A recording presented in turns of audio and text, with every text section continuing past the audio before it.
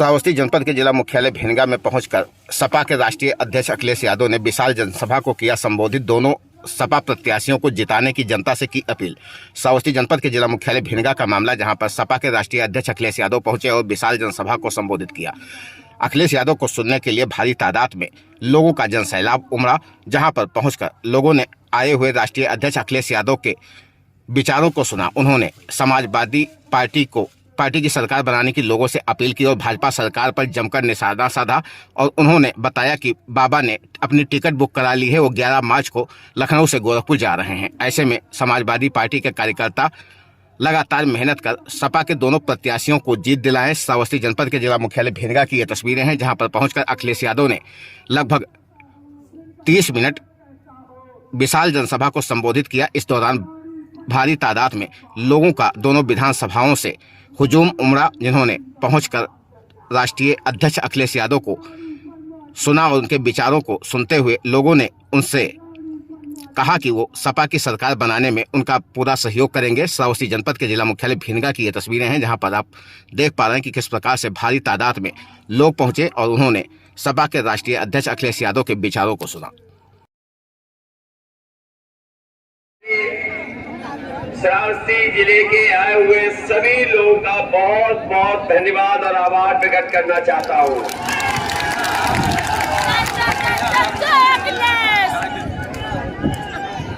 मुझे बहुत खुशी है कि आज फिर आपसे मिलने का मौका मिल रहा है।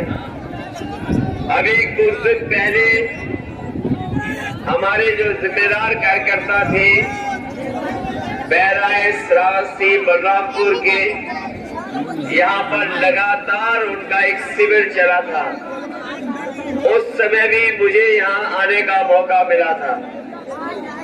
मैं आज ये देख सकता हूँ और जो जन समर्थन दिखाई दे रहा है, जो जन सैलाब हमें दूर दूर दिखाई दे रहा है, ये बता रहा है कि इस बार श्रावस्ती में सभी सीटें समाजवादी पार्टी जीतने जा रही है।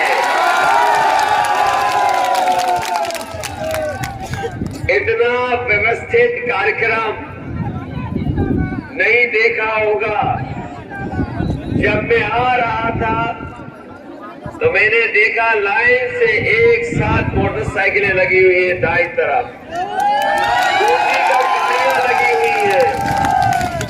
और ये मैदान इतना बड़ा है, छोटे जिले में बड़ा मैदान, और इतने लोग आ गए हों तो समझ लो यहाँ पर दूसरे लोगों का खाता खुलने वाला नहीं है।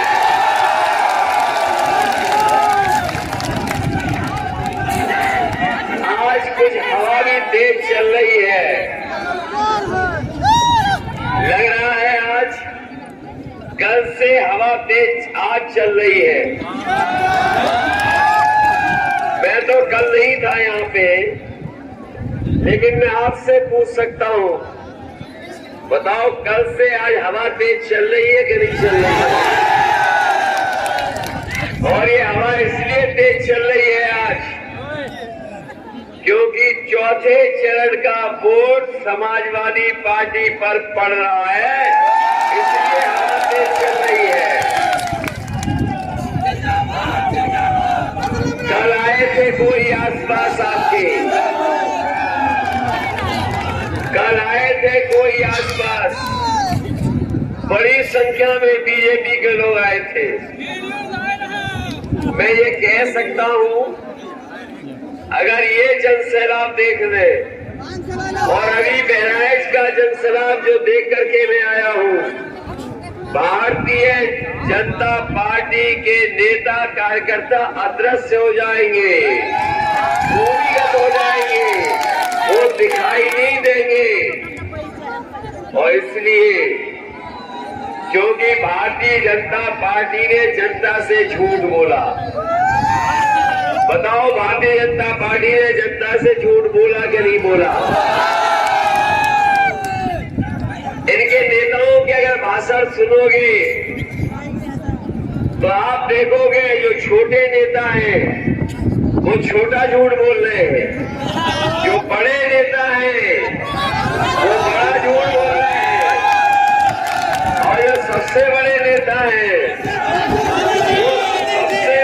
सफेद झूठ बोल रहे हैं। बताओ बीजेपी के लोग झूठ बोलते कि नहीं बोलते? हमारे किसान भाइयों को याद होगा कि इन्होंने कहा था कि भारतीय जनता पार्टी की सरकार बन जाएगी तो किसानों की आय दोगुनी हो जाएगी। बताओ हमारे किसान भाइयों, आपने फसल पैदा की, मेहनत की, पानी लगाया, सब इंतजाम किया, बताओ किसी फसल को आपकी कीमत मिल गई हो तो बता दो, क्या आपकी आय दोगुनी हो गई? और जब हिसाब किताब लगाओगे तो इन बीजेपी की सरकार में सबकी कमाई आधी हो गई और महंगाई दोगुनी हो गई, तो बताओ खुशहाली कैसे आएगी?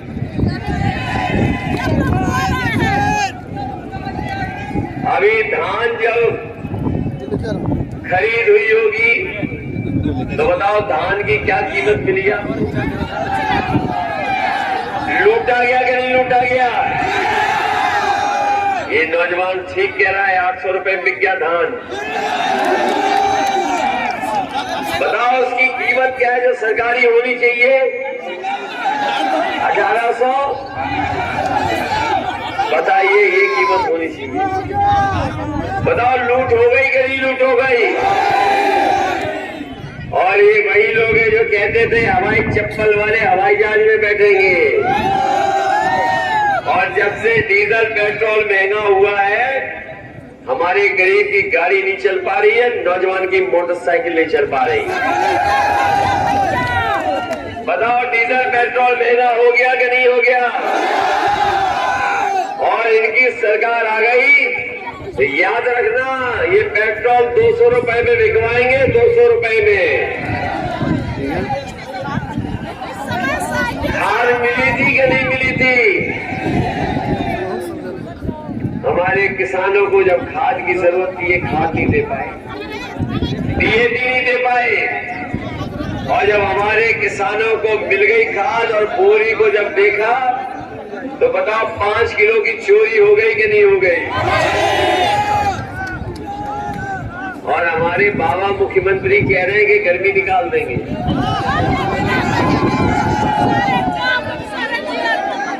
बताओ किसानों को खाद नहीं दे पाए, डीएपी नहीं दे पाए, और तार लगाने पड़ रहा है कि नहीं लगाने पड़ रहा है खेतों में। और हमारे मुख्यमंत्री जी का प्रिय जानवर है ये, इसको सांड मत बोलिए। बताओ सांड टक्कर मार रहा है कि नहीं मार रहा है? और नुकसान हुआ किसानों का नहीं हुआ? और हमारे मुख्यमंत्री जी, बाबा मुख्यमंत्री कह रहे हैं कि गर्मी निकाल देंगे। सुना होगा आपने, कहा कि गर्मी निकाल देंगे। इस बार देखना, जब शराबस्ती के लोग वोट डालेंगे तो गर्मी निकालने वालों की भाप निकल जाएगी।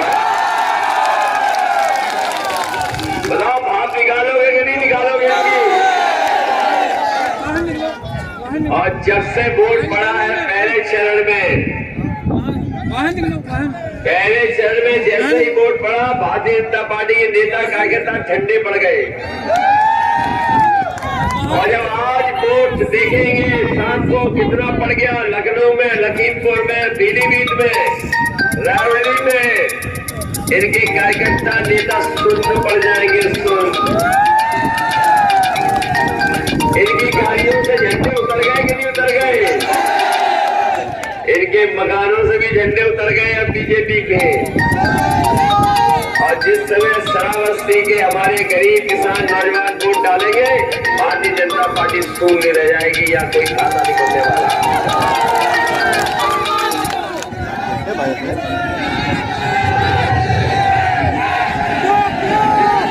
इसलिए जिताओगे कि नहीं जिताओगे? हमारे तमाम किसान भाई हैं, इन्होंने वो समय भी देखा जिस समय लॉकडाउन लगा था। बहुत सारे हमारे मजदूर भाई जो दूर काम करते थे, बंबई में, महाराष्ट्र में, गुजरात में, पंजाब में, हरियाणा में, हमारे मजदूर भाइयों की कोई मदद नहीं की और मजदूर भाइयों को लॉकडाउन में पैदल पैदल चल के आना पड़ा। उनके पास जो भी सामान था, जो भी उनके घर में सामान था, बैग में भर करके, सूटकेस में भर करके अपने साथ लेकर के चले आए। जो बच्चे चल सकते थे वो चलते थे, रुक जाते थे, चलते थे, फिर रुक जाते थे। और जो छोटे बच्चे थे उनको माँ बाप अपनी गोदी में लेकर के, कंधे में बैठा करके, सोचो मुंबई से, गुजरात से, पंजाब से चल करके आए। याद है कि नहीं याद है? और इन्होंने किसी की मदद नहीं की। बहुत सारे हमारे मजदूर भाई जो घर नहीं पहुंच पाए, उनकी जान चली गई। अगर किसी ने मदद की थी उन मजदूर भाइयों की, तो समाजवादी पार्टी ने 1-1 लाख रुपए देकर मदद की। ये जो कह रहे हैं हमारे बीजेपी के वाले कि हम घोर परिवारवादी हैं,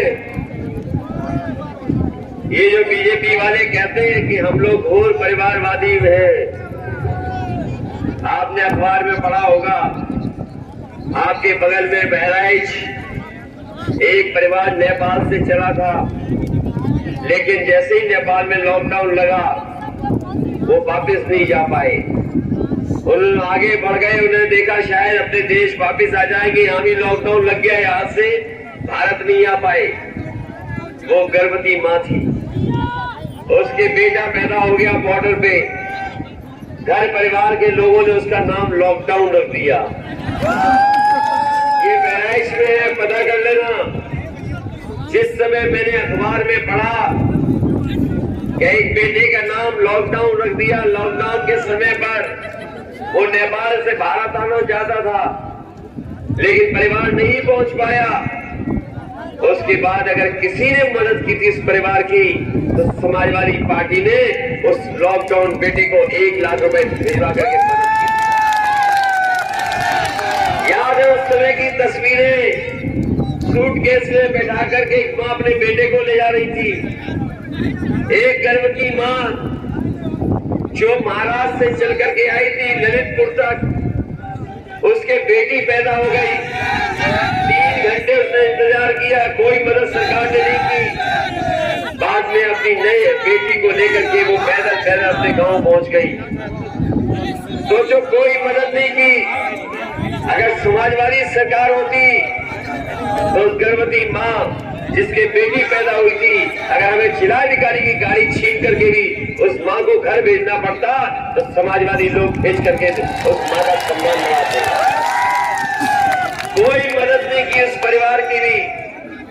जो बेटी पैदा हुई लॉकडाउन में, जिसकी माँ चल करके आई महाराष्ट्र से, कोई मदद नहीं की। अगर किसी ने मदद की तो हम समाजवादियों ने उस परिवार की भी 1 लाख रुपए देकर के मदद करने का काम उस बेटी को किया। वो दलित बेटी थी जो ललितपुर में पैदा हुई। ये बेटा पिछड़ा था, ये जो बॉर्डर पे पैदा हुआ जिसका नाम लॉकडाउन है। और हम तो अपने पत्रकार साथियों से कहेंगे, ये दोनों खबरों का पता कर लेना, समाजवादी लोगों ने मदद की थी कि नहीं की थी। इसलिए हम कहना चाहते हैं कि हम सब लोग परिवार वाले लोग हैं। परिवार वाले लोग ही परिवार वाले लोगों का दुख दर्द समझ सकते हैं। जिनके पास परिवार नहीं है वो परिवार वालों का दुख नहीं समझ सकते। जिसके परिवार में अगर एक बेटा बेरोजगार है, तो बताओ उसके परिवार में दुख और परेशानी होती है कि नहीं होती? अगर एक बेटी शादी को है, महंगाई है, शादी करनी है, तो बताओ भाई से लेकर के पूरा परिवार इंतजाम में लगता है कि नहीं लगता है? तो ये परिवार, जिनके परिवार नहीं है, वो परिवार वालों की जिम्मेदारी को नहीं समझ सकते। जिनके परिवार नहीं है वो परिवार वालों का क्या दायित्व होता है वो नहीं समझ सकते हैं। इसलिए भारतीय जनता पार्टी को चुनाव में हराइए।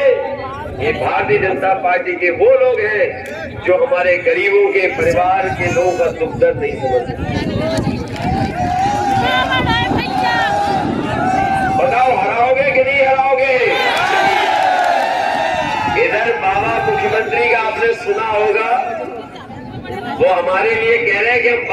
सो के उठते हैं। ये सुना है कि नहीं सुना है श्रावस्ती के लोगों ने? अरे बड़े जागरूक लोग हो।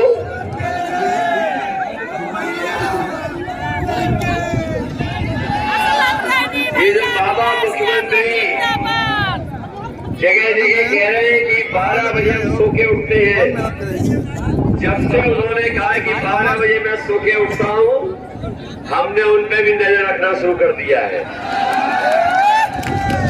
और ये हमारी पार्टी के लोग जानते होंगे,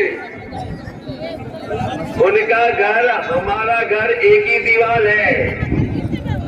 इधर जब से मैंने नजर रखना शुरू किया है, कभी कभी शाम को धुआं उड़ता नजर आता है।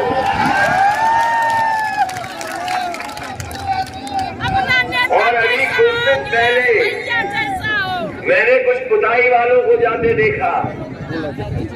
मैंने पूछा पुताई वालों से कि कहाँ जा रहे हो, तो वो कह रहे कि मुख्यमंत्री आवास में जो धुएं के थप्पे लग रहे हैं उन पे पुताई करने जा रहे हैं। सोचो बाबा मुख्यमंत्री ने तैयारी कर ली कि नहीं कर ली जाने की?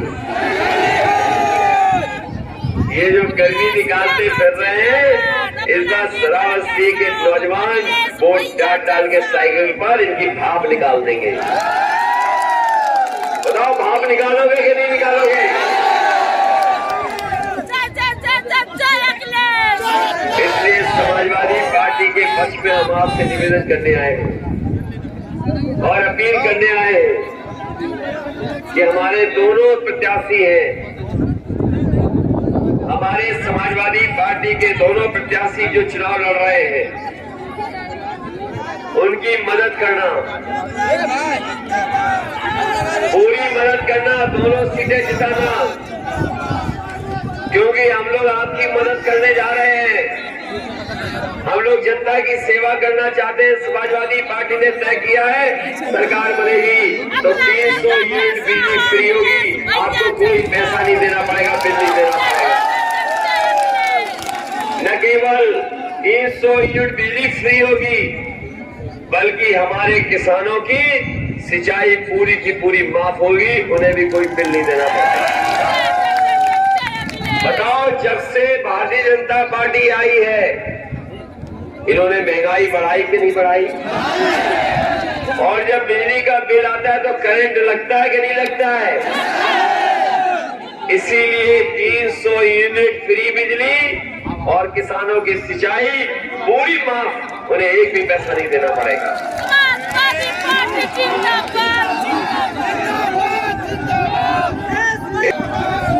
बताओ 69,000 वालों, कितना लड़ना पड़ा आपको? आपको जेल जाना पड़ा, पिटाई खानी पड़ी, मुख्यमंत्री आवास गए तो लाठी पड़ी। पड़ी लाठी कि नहीं पड़ी? याद है कि नहीं याद है? तो वोट इनके खिलाफ डालोगे कि नहीं डालोगे? हम आपको भरोसा दिलाते हैं, जो आपके साथ भेदभाव हुआ है, जो आरक्षण में गड़बड़ी हुई है, आप लोगों को नौकरी देने का काम और आरक्षण को सुधारने का काम समाजवादी लोग करेंगे। डेट वाले लोग भी होंगे, बीएड डेट वाले, इनको भी बहुत दिनों से इंतजार करना पड़ रहा है। इनकी नौकरी नहीं दी सरकार ने। समाजवादी सरकार बनेगी तो बीएड डेट वालों को भी समाहित करने का काम समाजवादी सरकार में होगा।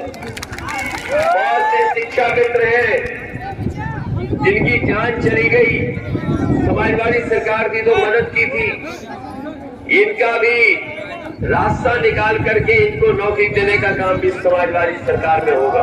कह रहे थे गर्मी निकालने की बात, हम उन्हें कहना चाहते हैं, पिछले कई वर्षों से फौज में भर्ती नहीं हुई है। हमें फौज की भर्ती निकालना पड़े, पुलिस की भर्ती निकालना पड़े, अपने नौजवानों को नौकरी देने का काम समाजवादी सरकार में होगा।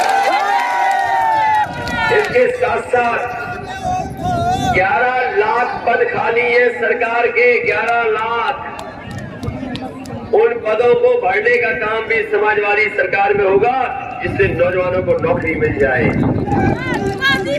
इधर हमारे किसानों को एमएसपी नहीं मिल पा रही है, ये 3 काले कानून के लिए हमारे किसानों ने आंदोलन किया, लड़ाई लड़ी, दिल्ली में जाकर के बैठ गए। गर्मी आई, सर्दी आई, बरसात आई, लेकिन हमारा किसान पीछे नहीं हटा। अंतोगत सरकार को पीछे हटना पड़ा। तीनों काले कानून वापस लेने पड़ गए, और ये ऐसे तीनों काले कानून थे कि हमारा किसान अपनी जमीन पर मजदूर बन जाता, अपनी जमीन उसको दूसरे को देनी पड़ जाती। वो अगर अपने आने वाली पीढ़ी को जमीन देता तो नहीं दे पाता। ये काले कानून ऐसे आए थे, लेकिन हमारे किसान पीछे नहीं हटे। 700 से ज्यादा किसानों की जान चली गई, लेकिन किसान झुका नहीं। अंततः सरकार को झुकना पड़ा और काले कानून वापस हो गए वापस के नहीं हो गए। इधर बीजेपी वाले बहुत ABCD पढ़ रहे हैं। इनके नेताओं को देखोगे तो ABCD पढ़ रहे हैं। A for ये, B for ये, H for ये, S for ये। हमने भी कहा ये अंग्रेजी छोड़ो, हिंदी में इनको बता दे। हमने कहा कि काका गए हैं तो बाबा भी जाएंगे, कोई रोक नहीं सकता। और काका का मतलब है काले कानून। तो अगर काले कानून चले गए, काका चले गए, तो बाबा भी जाएंगे, कोई रोक नहीं सकता है। और हमारे बाबा जी ने तो पहले ही 11 तारीख की टिकट बुक कर लिए लखनऊ से गोरखपुर की।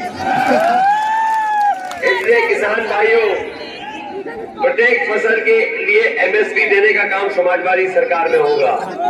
गन्ने का भी भुगतान 15 दिन में होगा। हमारे किसानों का ब्याज मुक्त होगा। लोन देने का काम समाजवादी सरकार में होगा। इसी तरह महिला शिक्षकों के उनके गृह जनपद में पोस्टिंग होगी। बस में चलने के लिए छात्राओं को एक भी पैसा नहीं देना पड़ेगा। छात्राएं फ्री चलेगी।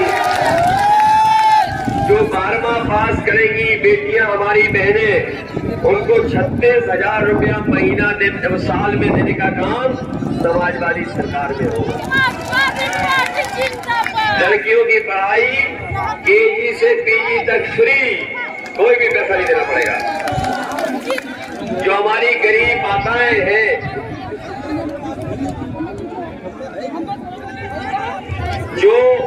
जो हमारी गरीब माताएं हैं, उनकी मदद समाजवादी पेंशन से कर रहे थे। समाजवादी पेंशन से मदद कर रहे थे। इस बार समाजवादी सरकार बनेगी तो 500 नहीं, हमारी गरीब माताओं बहनों को 1,000 रुपया महीना और साल का 18,000 रुपए देने का काम समाजवादी सरकार। हम खा नहीं लेंगे। इधर महंगाई बहुत बढ़ गई है। शहर में गरीबों को भोजन कराने के लिए, गरीबों के खाने के लिए एक समाजवादी थाली दी जाएगी जो 10 रुपए की होगी, जिससे हमें गरीबों की मदद कर सके। इसके साथ साथ जो डीजल पेट्रोल महंगा हुआ है, सभी 2 पहिया वाहन मालिकों को प्रति माह 1 लीटर पेट्रोल फ्री दिया जाएगा। और जो ऑटो रिक्शा चलाते हैं उन्हें प्रति माह 3 लीटर पेट्रोल या 6 किलो CNG भी मुफ्त दी जाएगी। उन्हें भी कोई भी पैसा नहीं दिया जाएगा। जहाँ ये बड़े बड़े फैसले समाजवादियों ने लिए हैं, भाई ये भगवान बुद्ध की धरती है। यहाँ न केवल भारत के बल्कि भारत के आसपास के श्रीलंका के, साउथ कोरिया के और जगह जगह के लोग आकर के यहाँ पर कारोबार और टूरिज्म के बहाने यहाँ पर आते हैं। मैं आपको भरोसा दिलाता हूँ कि पर्यटन के क्षेत्र में भी अगर हमें बढ़ावा देना पड़ेगा, मदद करनी पड़ेगी, तो समाजवादी सरकार बनने पर पर्यटन को बढ़ा करके न केवल हमारी रेवेन्यू आएगी उससे, बल्कि हमारी लोगों को रोजगार और नौकरी भी मिलेगी। साथ ही साथ हम कहना चाहते हैं, जो पुलों के निर्माण होने हैं, समाजवादी सरकार बनेगी तो आपको याद होगा कि हमने बड़े बड़े पुल और बड़ी बड़ी सड़कें बनवा दी थी। ये जो श्रावस्ती को जोड़ने वाली सड़क किसी ने नहीं मांगी थी समाजवादी पार्टी से। बताओ किसी ने मांगी हो तो बता दो। हम लोगों ने अपने आप दे दी और सड़क बनकर के तैयार हो गई। बिजली की व्यवस्था सुधारनी थी, उसके लिए भी सब स्टेशन बनाए गए थे। अगर हमें ककरा घाट का निर्माण कराना पड़ेगा, सिसवारा का अगर घाट का निर्माण कराना पड़ेगा तो वो भी कराने का काम समाजवादी सरकार में होगा। वही हम अपने महिलाओं की पढ़ाई के लिए अगर डिग्री कॉलेज बना करके देना पड़ेगा तो डिग्री कॉलेज भी बना देंगे। वही अगर गरीबों के लिए, किसानों के लिए ट्यूबवेल सिंचाई के लिए देना पड़ेगा तो वो भी दे देंगे। वही हम श्रावस्ती को अपने भरोसा दिलाना चाहते हैं कि अगर भिंडा श्रावस्ती में संभावनाएं होंगी कि अगर कागज बनाने का कारखाना लग सकेगा तो संभावनाओं को देखते हुए अगर हमें बजट से अलग से इंतजाम करना पड़ेगा जिससे कि हमारे लोकल स्तर पे ही नौकरी रोजगार मिल जाए तो पेपर मिल बनाने का भी काम करेंगे। जो हमारा अस्पताल है उसको सुविधाएं दे करके गरीबों का इलाज हो जाए और अस्पताल को इतना बड़ा करके कि भविष्य में मेडिकल कॉलेज का रूप ले ले, उसके लिए भी मदद समाजवादी सरकार में हम लोग करने का काम करेंगे। लड़कियों की पढ़ाई हो उसके लिए इंतजाम करेंगे जिससे कि अगर इंटर कॉलेज भी बनाना पड़ेगा तो बेटियों की पढ़ाई के लिए इंटर कॉलेज बना करके उनको अच्छी सुविधा दे करके अच्छी पढ़ाई कराने का काम भी समाजवादी सरकार में होगा। इधर नलकूप सिंचाई को लेकर के मैंने कह ही दिया है।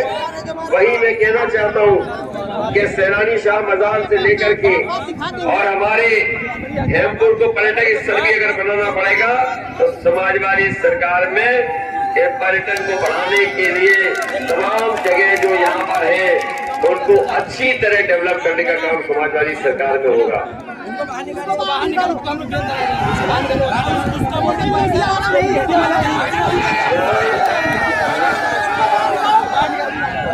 जहाँ हमारे सुनो यार, कई बार आध्यात्म के लिए या यहाँ के लोकल स्तर के अलावा बाहर से लोग भी कभी कभी विभूतिनाथ मंदिर के दर्शन करने आते हैं। अगर उस स्थान को भी पर्यटन स्थान बनाना पड़ेगा तो समाजवादी सरकार में बजट दे करके करेंगे। बहुत सारे काम है जो हम लोग करेंगे, बहुत सारे फैसले हैं जो समाजवादी सरकार ने बनने पर हम लोग लेंगे। वही हमारे कर्मचारी जानते होंगे कि बहुत दिनों से उनकी मांग थी कि पुरानी पेंशन बहाल की जाए। पुरानी पेंशन बहाल करने का काम भी समाजवादी सरकार में होगा। इसलिए श्रावस्ती के साथियों, दोनों विधानसभा के हमारे उपस्थित किसान भाई, मजदूर, नौजवान, माताएं, बहनें, इस चुनाव में हमारी मदद करना।